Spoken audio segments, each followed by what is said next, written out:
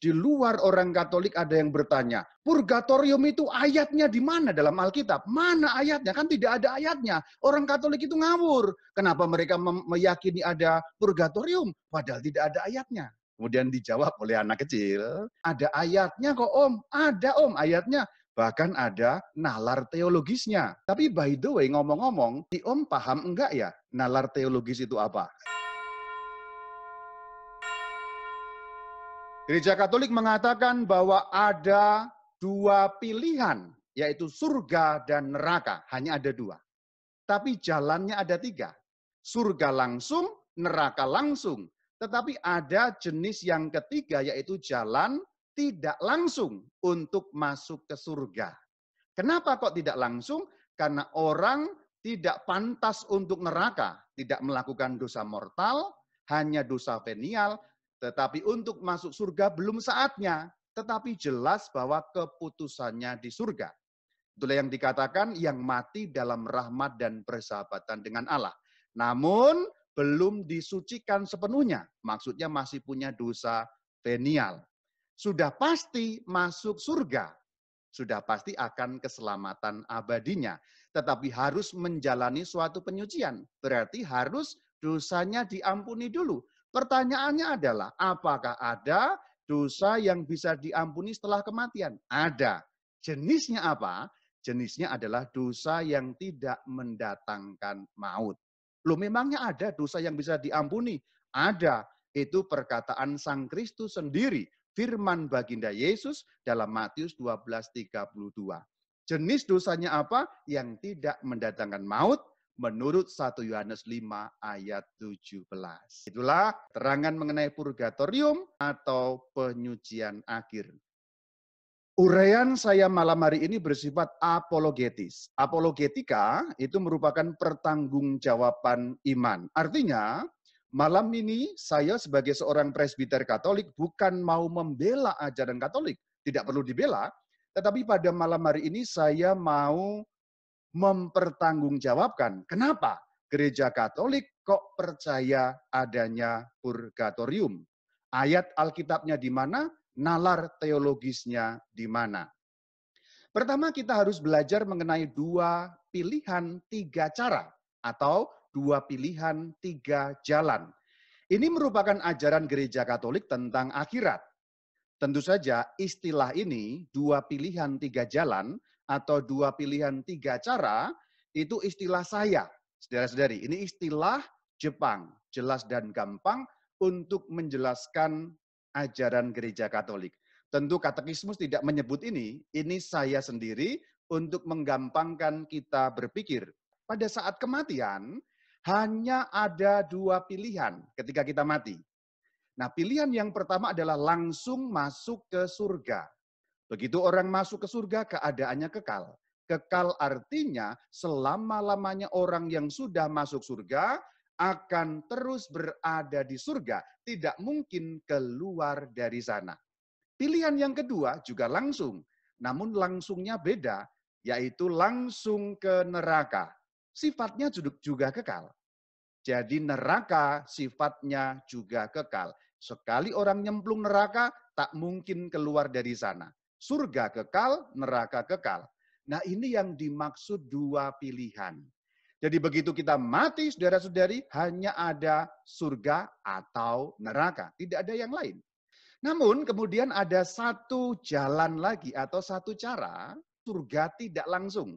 Nah, surga tidak langsung inilah yang disebut sebagai purgatorium atau api penyucian di dalam bahasa Indonesia. Purgatorium, purgatori, api penyucian, itu sama.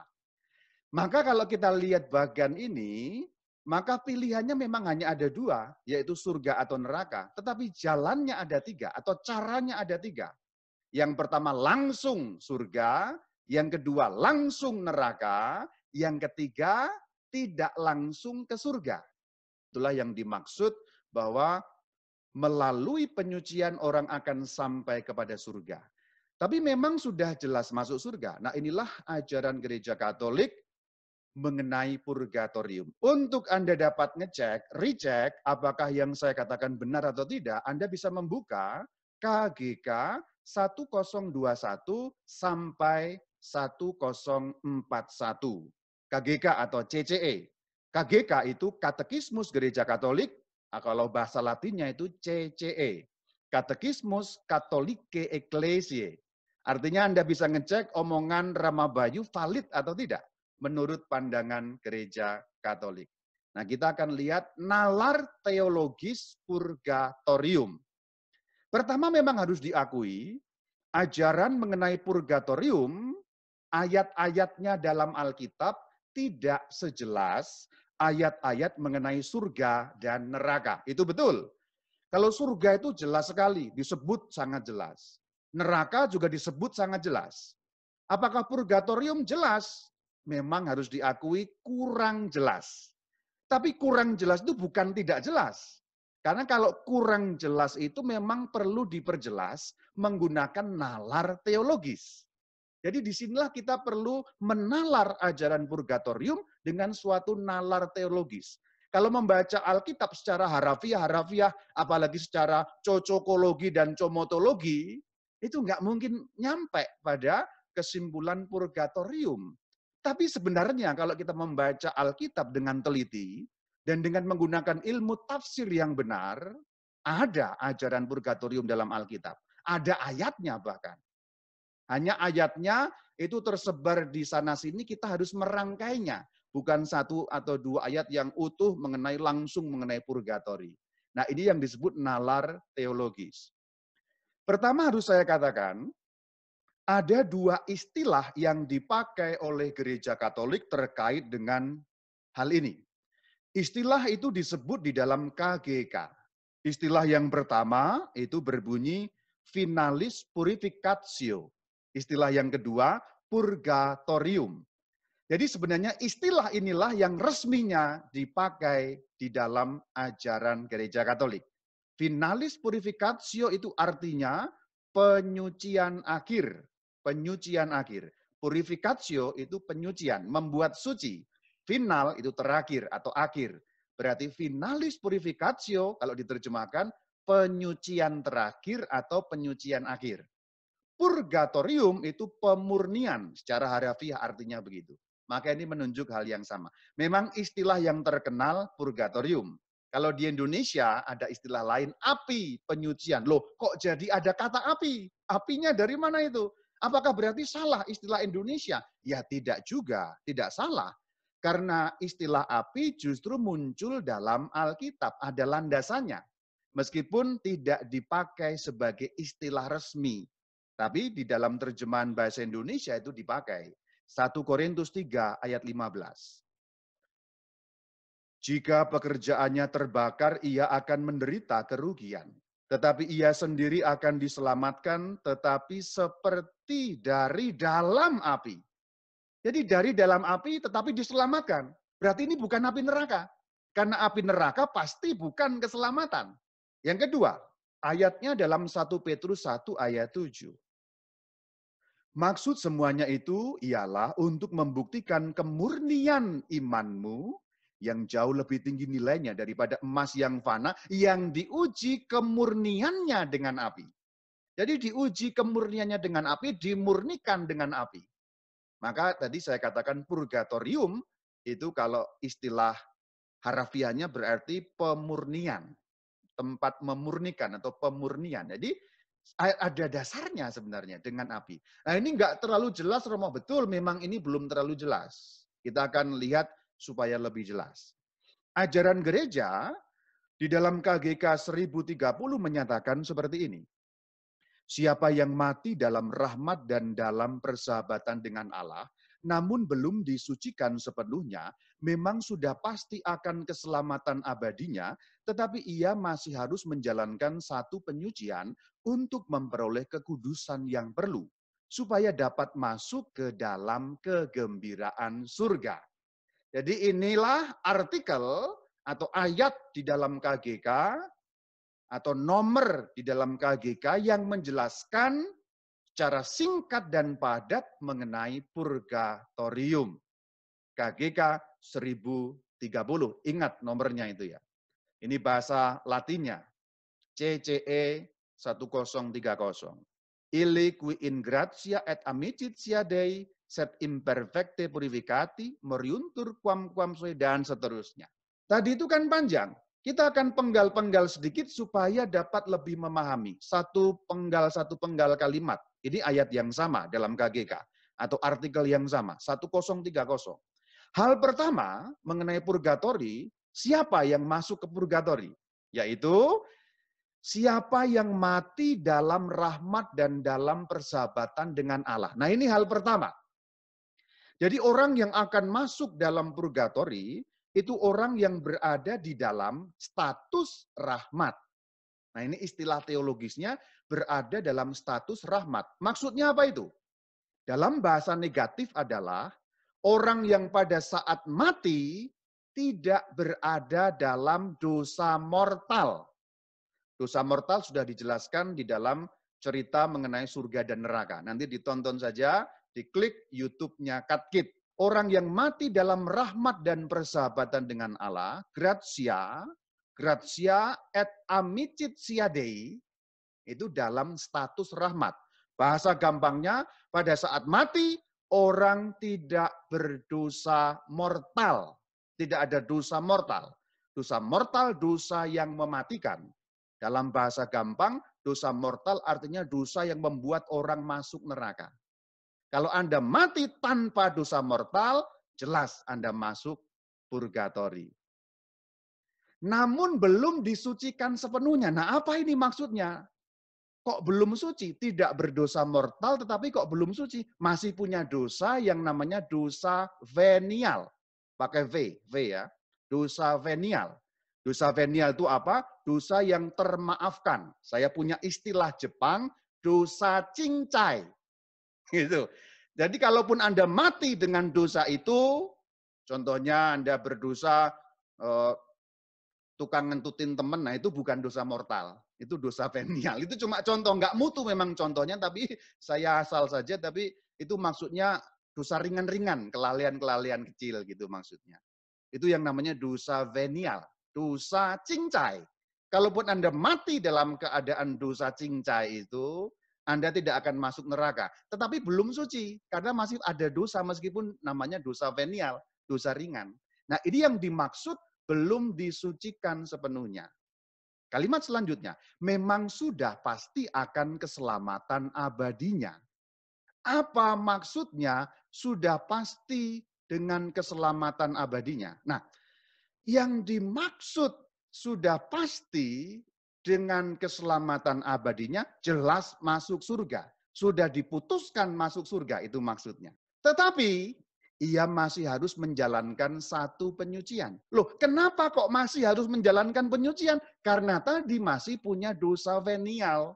Belum disucikan sepenuhnya. Jadi mati tanpa dosa mortal, tapi punya dosa venial. Mati tanpa dosa besar, tapi masih punya dosa kecil. Berarti masih ada dosanya, tapi tidak layak masuk neraka.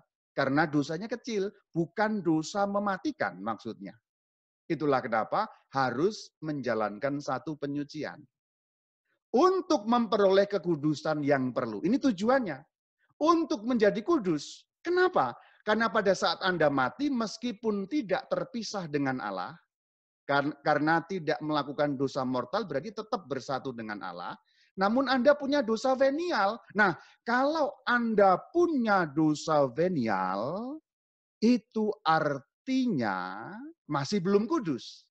Padahal Allah Maha Kudus. Yang Maha Kudus dan yang tidak kudus atau kurang kudus tidak bisa bersatu. Selanjutnya, supaya dapat masuk ke dalam kegembiraan surga. Karena surga itu ada Allah di surga. Atau menyatu dengan Allah itulah surga. Maka menyatu dengan yang Maha Kudus ya harus benar-benar kudus. Jadi kalau Anda mau masuk surga itu ya harus benar-benar kudus. Maka dosa venial dibersihkan dulu. Supaya Anda benar-benar kudus. Nah itulah nalarnya saudara-saudari. Mengapa harus kudus? Ini pertanyaan. Tadi itu kan, ya sudahlah dianggap cincai saja. Loh, Allah apakah bisa menganggap Anda cincai? Bisa. Tetapi ketika Allah menganggap Anda cincai, Anda itu masih berdosa.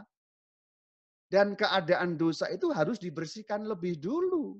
Bukan ditutupi, tapi betul-betul dibersihkan. Meskipun itu dosa venial. Kenapa kok harus kudus? Ya karena Allah itu maha kudus. Untuk masuk surga, untuk menyatu dengan Allah yang maha kudus, Anda harus kudus. Kita harus kudus. Ada ayatnya ada. Keluaran 3 ayat 5. Lalu ia Tuhan berfirman kepada Musa, janganlah datang dekat-dekat, tanggalkanlah kasutmu dari kakimu, sebab tempat di mana engkau berdiri itu adalah tanah yang kudus. Ini cerita penampakan Tuhan kepada Musa dalam wujud api yang menyala itu. Ketika Tuhan turun ke bumi menampakkan diri dalam wujud tertentu, api pada waktu itu, tanahnya menjadi kudus. Maka Musa nggak boleh dekat-dekat. Tanah saja menjadi kudus dan nggak boleh dekat. Apalagi ini surga, tempatnya Allah sendiri. Bahkan surga itu God Himself. Jadi betapa harus lebih kudus dan maha kudusnya kita ini. Kita harus menjadi maha kudus. Sama seperti Allah, maksudnya begitu. Tidak boleh ada dosa sekecil apapun tentu saja. Meskipun itu venial sins. Nah itulah nalarnya. Selanjutnya masih merupakan satu nalar Alkitabiah. Kita lihat. Kitab Wahyu 21-27. Tetapi tidak akan masuk ke dalamnya sesuatu yang najis, atau orang yang melakukan kekejian atau dusta, tetapi hanya mereka yang namanya tertulis di dalam kitab kehidupan anak domba itu. Nah, inilah saudara-saudari yang dimaksudkan bahwa surga itu tidak mungkin bersatu dengan sekecil apapun dosa. Dalam bahasa yang gampang, surga atau orang yang masuk surga harus zero dosanya. Tanpa dosa mortal, tanpa dosa venial. Ketika Anda mati tanpa dosa mortal, putusannya masuk surga. Tapi masih punya dosa venial. Hapus dulu di purgatori sehingga dapat masuk. Namun kalau di dunia ini Anda terlanjur melakukan dosa mortal, supaya hilang bagaimana? Pengakuan dosa atau sakramen tobat. Itulah cara yang dipakai Tuhan supaya Anda dapat memperoleh kembali kehidupan. Jadi kalau di dunia ini Anda melakukan dosa mortal itu bukan titik akhir. Sebelum Anda mati itu belum titik akhir. Kecuali habis berdosa mortal Anda mati, selesai. Kalau habis berdosa mortal Anda menyesal, sakramen tobat, hidup lagi Anda itu. Bukan dalam status neraka, tapi dalam status surga. Pertanyaan selanjutnya adalah, kok gereja Katolik mengajarkan bahwa setelah kematian masih ada pengampunan? Mana mungkin, mana mungkin, mana mungkin. Setelah mati tidak mungkin diampuni. Setelah mati tidak mungkin diampuni. Pengampunan hanya di dunia ini. Katanya pengampunan itu hanya berlaku untuk di dunia ini. Setelah kita mati tidak berlaku. Itu betul, tetapi untuk dosa mortal. Itu betul, tetapi untuk dosa mortal.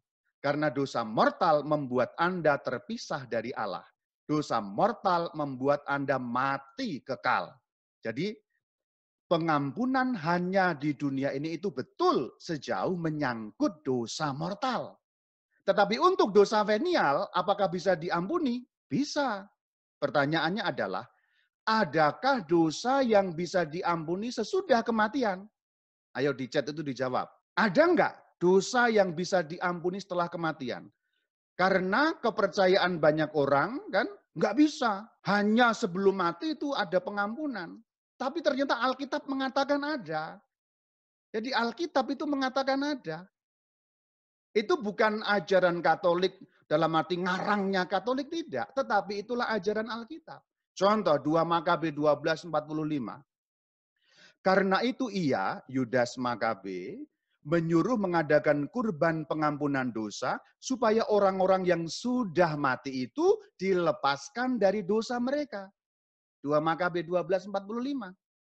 Berarti ada iman bahwa orang yang hidup berdoa dengan doa kurban pengampunan dosa supaya yang sudah mati diampuni dosanya. Berarti ada pengampunan setelah kematian. Berarti ada. Alkitab mengatakan, itu kan Makabe. Alkitabnya orang Katolik sendiri. Deuterokanonika. Oke, kalau ini tidak dianggap bahwa karena ini deuterokanonika, oke. Yang selanjutnya adalah perkataan baginda Yesus sendiri.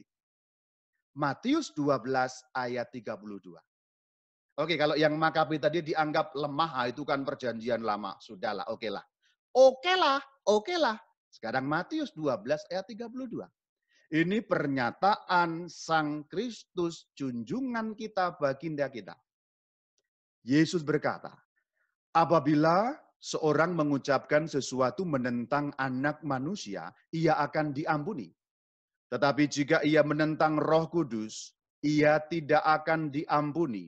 Di dunia ini tidak, dan di dunia yang akan datang pun tidak. Perhatikan, di dunia ini pun tidak. Artinya berarti di dunia sekarang ini tidak diampuni. Dunia ini itu sekarang. Di dunia yang akan datang berarti akhirat setelah kematian. Berarti menurut Matius 12:32, Sang Kristus secara langsung mengajarkan bahwa ada pengampunan yang berlaku untuk dunia ini, ada pengampunan yang juga berlaku untuk dunia yang akan datang, yaitu akhirat setelah kematian. Berarti Sang Kristus jelas mengatakan bahwa setelah kematian ada dosa yang dapat diampuni. Pertanyaan selanjutnya adalah jenis dosa yang mana? Nah itu, kan ini baru, sekarang kan jawabannya baru ada dosa yang dapat diampuni. Apakah semua dosa? Tidak. Gereja Katolik mengatakan hanya venial sins tadi itu, atau dosa venial tadi. Pertanyaan selanjutnya adalah, jenis dosa yang mana? Atau dosa jenis apakah yang bisa diampuni setelah kematian? Ya, ini kan nalar teologisnya. Saya ulang dari depan tadi itu ya. Orang berdosa. Setelah kematian, apakah masih bisa diampuni dosanya? Atau pertanyaannya lebih fokus, adakah dosa yang dapat diampuni setelah kematian? Ada jawabannya. Ayatnya 2 Makabe 12 ayat 45. Kalau itu dianggap kurang kuat, Matius 12:32. Sang Kristus sendiri katakan. Ada pengampunan untuk yang akan datang. Pertanyaan selanjutnya, dosa yang mana? Atau jenis manakah dari dosa yang dapat diampuni setelah kematian? Jawabannya adalah dosa yang tidak mendatangkan maut. Mendatangkan maut itu di dalam istilah gereja Katolik disebut dosa mortal. Itulah kenapa disebut mortal. Mortal karena dari kata mors. Bahasa Latin mors itu artinya mati. Jadi dosa mortal, dosa yang membuat mors, dosa yang mendatangkan maut. Bahasa gampangnya, dosa yang membuat Anda langsung neraka. Itu karangan gereja Katolik ya Romo ya. Dosa mortal, dosa venial, tidak. Ada ayatnya saudara. Jadi ketika gereja Katolik menyatakan itu ada ayatnya. Maka kalau ada yang bertanya, ayatnya tentang dosa venial itu di mana, Romo? Itu jangan-jangan gereja Katolik ngarang. Istilahnya memang dibuat. Istilahnya dibuat, tapi ayat landasannya ada. Kan memang teologi itu harus membuat istilah ketika tidak ada istilahnya. Tadi gereja Katolik membuat istilah mortal sin. Itu sudah jelas. Dosa yang mendatangkan maut. Kalau venial sins, atau dosa venial, dari kata venia, cincai tadi dimaafkan, atau bahasa negatifnya, dosa tidak mendatangkan maut, ayatnya di 1 Yohanes 5, ayat 17. Jadi ini tidak ngarang gereja Katolik, tetapi gereja Katolik memiliki landasan yang sangat kuat. Semua kejahatan adalah dosa. Tetapi ada dosa yang tidak mendatangkan maut. Tuh lihat, semua kejahatan itu dosa, tetapi dosa itu bobotnya berbeda. Jadi dosa satu dan lainnya tidak sama bobotnya. Itulah kenapa gereja Katolik memiliki pembedaan mortal sin dan venial sin. Dosa mortal dan dosa venial. Dosa yang mematikan dan dosa yang termaafkan. Dosa cincai. Dosa yang membuat mati artinya masuk neraka, dan dosa yang tidak membuat mati, tidak membuat Anda masuk neraka. Ini ayatnya, 1 Yohanes 5 ayat 17. Semua kejahatan adalah dosa, tetapi ada dosa yang tidak mendatangkan maut. Kalau diartikan dalam bahasa Jepang, semua tindakan jahat itu disebut dosa. Apapun itu yang jahat itu disebut dosa. Anda meludahi teman itu kan jahat itu. Itu juga dosa. Tetapi ada dosa yang tidak mendatangkan maut, kalau diterjemahkan bahasa Jepang, semua tindakan jahat itu disebut dosa. Tetapi ada dosa yang tidak membuat Anda masuk neraka. Anda jahil kepada teman, pakai karet, dijepret, kemudian kena kupingnya menjadi merah, itu jahat apa enggak jahat itu? Dosa enggak? Dosa. Tapi apakah seperti itu membuat Anda masuk neraka? Tidak. Ini contoh sekilas yang simpel-simpel. Pembunuhan itu dosa enggak? Dosa. Itu mendatangkan maut enggak? Mendatangkan maut, dosa mortal. Mortal. Membuat Anda terpental ke neraka. Jadi ini nalar teologisnya panjang. Maka pertanyaan, mana ayatnya? Ya enggak begitu, ini nalar teologis. Ayatnya di sana sini dibaca berbarengan, kemudian dinalar dengan penalaran teologis, lalu ketemu, oh ternyata seperti itu. Barulah kemudian kita bisa menyimpulkan dalam KGK 1031. Gereja menamakan penyucian akhir para terpilih yang sangat berbeda dengan siksa para terkutuk purgatorium api penyucian. Jadi menurut KGK 1031, purgatorium sangat berbeda dengan siksa para terkutuk. Siksa para terkutuk itu maksudnya neraka. Jelas sekali. Ajaran Katolik jelas sekali mengatakan purgatorium berbeda sangat. Malah ada kata sangat. Jadi kalau ada yang tanya, itu penderitaannya sama dengan neraka, berbeda.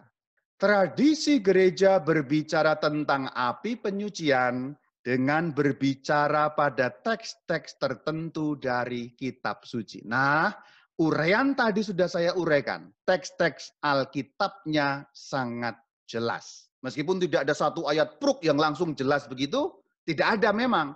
Tetapi ketika dirangkai berbagai keterangan tadi, menjadi jelas. Kenapa kok gereja bicara mengenai itu? Bahkan tradisi suci gereja yang disampaikan oleh Santo Gregorius Agung dalam kitab yang berjudul Dialogos, itu juga dikutip dalam KGK 1031. Gregorius Agung hidup abad ke-7. Berarti ini sebelum skisma, sebelum ada perpecahan gereja yang besar, skisma besar timur dan barat. Ini sudah mengatakan seperti ini. Ini bagus sekali. Perkataan tradisi suci yang disampaikan Santo Gregorius Agung tampaknya dapat menjadi suatu ringkasan untuk memahami purgatorium itu seperti apa. Bunyinya begini, kita harus percaya bahwa sebelum pengadilan masih ada api penyucian untuk dosa-dosa ringan tertentu. Karena kebenaran abadi mengatakan bahwa kalau seseorang menentang Roh Kudus, ia tidak akan diampuni di dunia ini tidak. Dan di dunia yang akan datang pun tidak. Kutipan Matius 12 ayat 32. Selanjutnya, dari ungkapan ini, nyatalah bahwa beberapa dosa dapat diampuni di dunia ini, yang lain di dunia lain. Yang dimaksud di dunia lain, dunia akhirat setelah kematian. Ini disampaikan dalam tradisi suci oleh Santo Gregorius Agung pada abad ke-7. Tentu ini juga bukan muncul begitu saja. Ini nyambung sampai pada zaman gereja-gereja awal tentu saja. Hanya memang ajaran mengenai purgatorium baru diresmikan secara formal pada Konsili Firenze dan kemudian Konsili Trento 1540 tahunnya. Tetapi itu hanyalah penegasan formal saja. Bukan berarti ajaran baru, sudah diyakini dari zaman kuno. Tetapi memang baru didefinisikan. Itu mirip ceritanya dengan iman mengenai Bunda Maria diangkat ke surga. Baru formal 1950. Tapi bukan berarti baru, sudah dari zaman kuno. Ringkasan, Gereja Katolik mengatakan bahwa ada dua pilihan, yaitu surga dan neraka. Hanya ada dua. Tapi jalannya ada tiga. Surga langsung, neraka langsung. Tetapi ada jenis yang ketiga, yaitu jalan tidak langsung untuk masuk ke surga. Kenapa kok tidak langsung? Karena orang tidak pantas untuk neraka, tidak melakukan dosa mortal, hanya dosa venial, tetapi untuk masuk surga belum saatnya, tetapi jelas bahwa keputusannya di surga. Itulah yang dikatakan yang mati dalam rahmat dan persahabatan dengan Allah. Namun belum disucikan sepenuhnya, maksudnya masih punya dosa venial. Sudah pasti masuk surga, sudah pasti akan keselamatan abadinya. Tetapi harus menjalani suatu penyucian. Berarti harus dosanya diampuni dulu. Pertanyaannya adalah, apakah ada dosa yang bisa diampuni setelah kematian? Ada. Jenisnya apa? Jenisnya adalah dosa yang tidak mendatangkan maut. Loh, memangnya ada dosa yang bisa diampuni? Ada. Itu perkataan Sang Kristus sendiri, firman baginda Yesus dalam Matius 12:32. Jenis dosanya apa? Yang tidak mendatangkan maut menurut 1 Yohanes 5 ayat 17. Itulah keterangan mengenai purgatorium atau penyucian akhir. Nalar teologisnya semoga jelas bagi kita. Shalom Aleichem.